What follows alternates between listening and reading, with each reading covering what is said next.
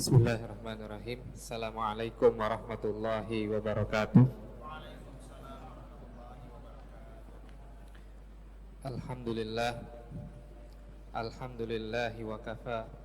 Wassalatu wassalamu ala nabiyil mustafa wa ala alihi wa man ihtada bihadihi ila yaumil qiyamah, amma ba'd. Alhamdulillah, segala puji bagi Allah Subhanahu wa taala yang telah memberikan, menganugerahkan kepada kita berbagai nikmat dan karunia, sehingga kita masih memiliki kesehatan, masih memiliki waktu, masih memiliki semangat untuk beribadah di malam hari ini. Untuk sama-sama setelah kita ibadah salat Isya, nanti kita akan lanjutkan dengan salat tarawih, sebagaimana dijalankan oleh para salafun salih. Hadirin sidang salat tarawih yang dimuliakan oleh Allah Subhanahu wa taala, berpuasa sejatinya mengajarkan kepada kita banyak nilai. Puasa adalah ibadah yang mengajarkan kepada kita banyak sekali nilai-nilai yang itu diajarkan oleh agama kita. Makanya di dalam perintah untuk berpuasa, Allah Subhanahu wa taala memberikan tujuan, memberitahukan kepada kita tujuan untuk berpuasa adalah supaya kita menjadi orang yang bertakwa, la'allakum tattaqun. Maka tentu Allah Subhanahu wa taala sudah membuat ibadah puasa ini sedemikian rupa, sudah membuat, merencanakan agar kita setelah keluar dari madrasah Ramadan ini, kita menjadi pribadi-pribadi yang bertakwa.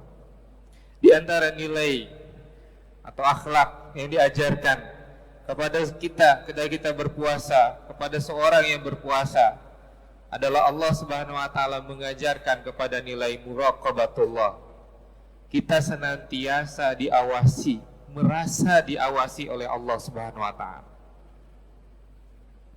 Ketika kita melakukan sebuah pekerjaan, kita harus senantiasa bahwa Allah Subhanahu wa taala sedang melihat dan sedang memperhatikan kita. Itulah nilai yang sejatinya betul-betul kita rasakan ketika kita melaksanakan ibadah puasa. Bayangkan kalau misalnya kita di tengah rumah atau di tengah kamar sendirian, kemudian ada air yang dingin di rumah tersebut, ketika itu kita sedang capek-capeknya, misal pulang bekerja dan lain sebagainya, beranikah kita kemudian menyentuh air tersebut dan meminumnya, padahal itu masih siang hari bulan Ramadan? Tentu sebagian besar di antara umat Islam yang berpuasa, tentu sebagai umat Islam yang berpuasa pasti tidak akan pernah berani menyentuh air tersebut. Walaupun tahu kalau seandainya kita meminumnya sekalipun, tidak ada seorang pun yang melihatnya. Tidak ada yang tahu kalau kita sudah berbuka. Tidak ada yang melihat kalau kita meminum air tersebut. Tapi kita tahu bahwa puasa kita akan batal, karena Allah pasti maha melihat apa yang sudah kita lakukan. Ini seharusnya kita transfer kemudian ke dalam kehidupan kita, tidak hanya ketika kita berpuasa saja. Seharusnya kita merasakan pengawasan Allah itu di dalam setiap waktu, di dalam setiap pekerjaan, sehingga kita tidak berani berbuat curang.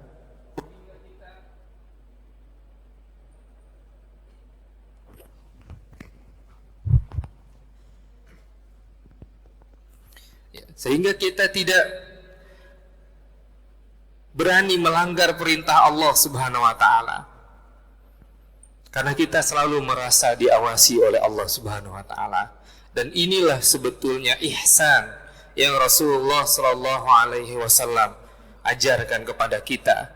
Ketika beliau ditanya, apa itu ihsan oleh malaikat Jibril, maka Rasulullah sallallahu alaihi wasallam menyebutkan, anta'budallaha ka'annaka tarahu engkau hendaklah beribadah kepada Allah seakan-akan kamu melihat Allah Subhanahu wa taala.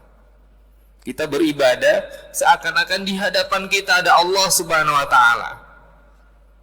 Kita melakukan sholat, kita puasa, kita zikir, kita tilawah Al-Quran seakan-akan Allah Subhanahu wa taala ada di hadapan kita.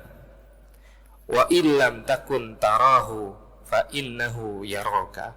Dan andai kalian belum bisa seakan-akan melihat Allah Subhanahu wa taala, maka ketahuilah sesungguhnya Allah lah Maha melihat kalian.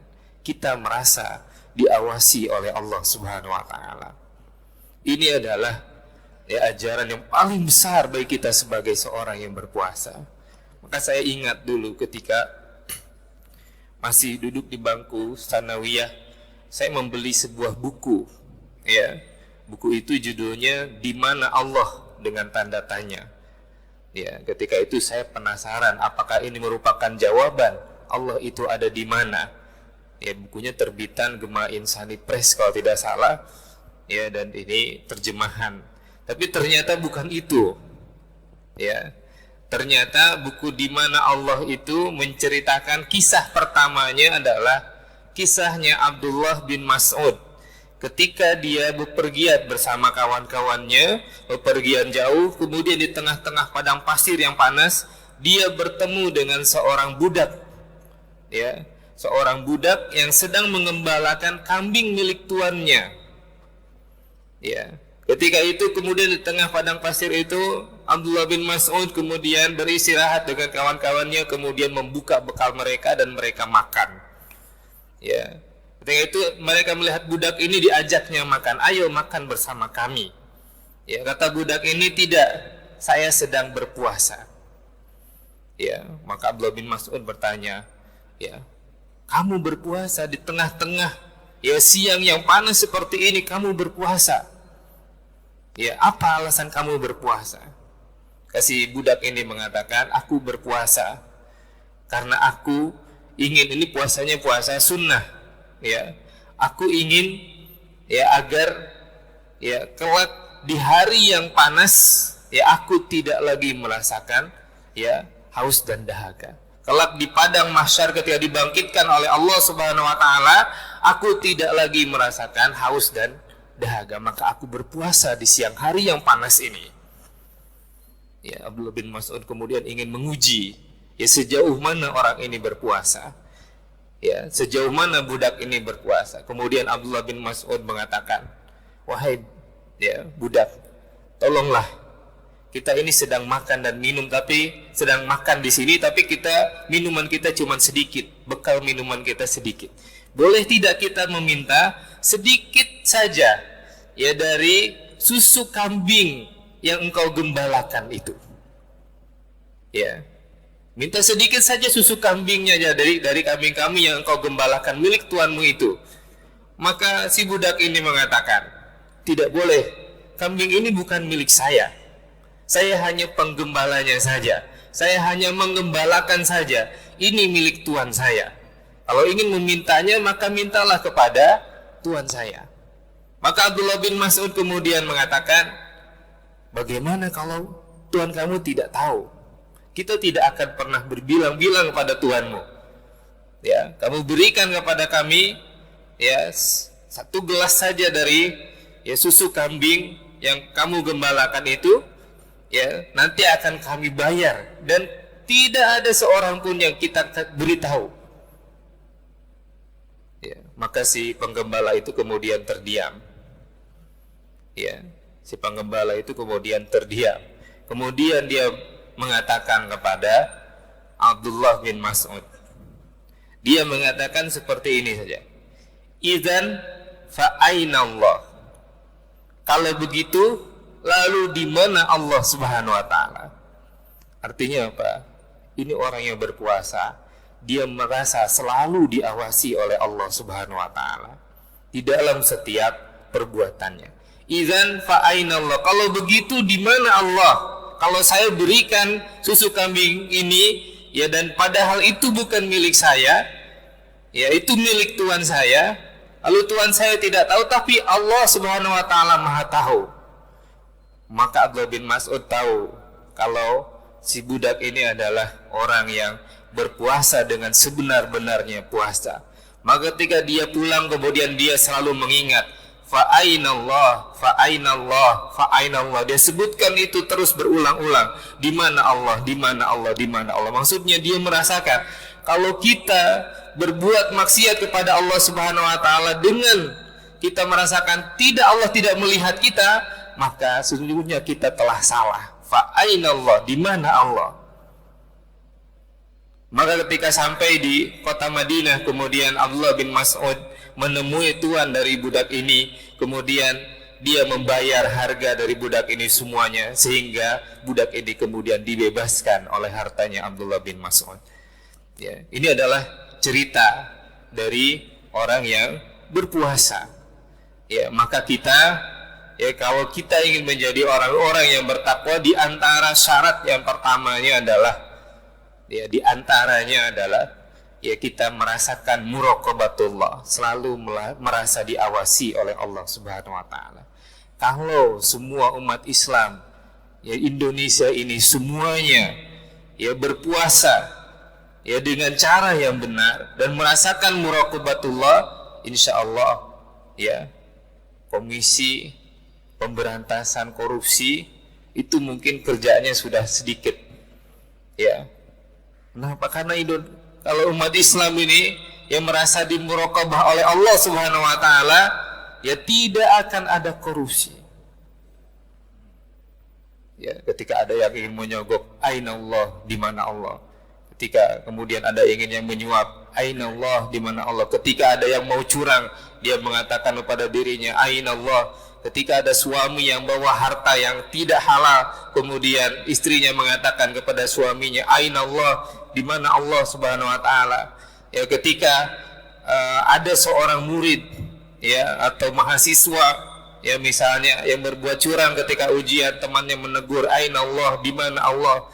Ya, ini, ya, ketika misalnya kalau di kelas ada yang titip absen, ya, kemudian kita jawab, aina Allah, di mana Allah Subhanahu wa taala? Ya, ini yang harus kemudian kita tumbuhkan di dalam diri kita. Jadi sikap muraqabatullah ini di dalam setiap amalan dan perbuatan kita, termasuk di dalam beribadah. Ketika kita beribadah kepada Allah Subhanahu wa taala, ingatlah Allah Subhanahu wa taala sedang melihat ibadah kita. Dan ketika kita bersujud kepada Allah Subhanahu wa taala, itulah saat yang paling dekat antara kita dengan Allah Subhanahu wa taala. Maka mintalah kepada Allah Subhanahu wa taala. Mintalah kepada Allah Subhanahu wa taala. Kalau kita masih termasuk orang yang belum mendapat jaminan kebebasan dari api neraka, mintalah kepada Allah Subhanahu wa taala agar kita dibebaskan dari api neraka. Kalau kita belum termasuk orang yang mendapatkan jaminan masuk surga, ketika itu mintalah kepada Allah agar kita dimasukkan ke dalam surganya. Kalau kita belum termasuk orang yang dijamin oleh Allah Subhanahu wa taala mendapatkan husnul khatimah, minta kepada Allah supaya kita mendapatkan husnul khatimah. Mungkin itu yang bisa sampaikan pada kesempatan malam hari ini, mudah-mudahan bermanfaat. Aqulu qouli hadza wa astaghfirullahi wa lakum. Assalamualaikum warahmatullahi wabarakatuh.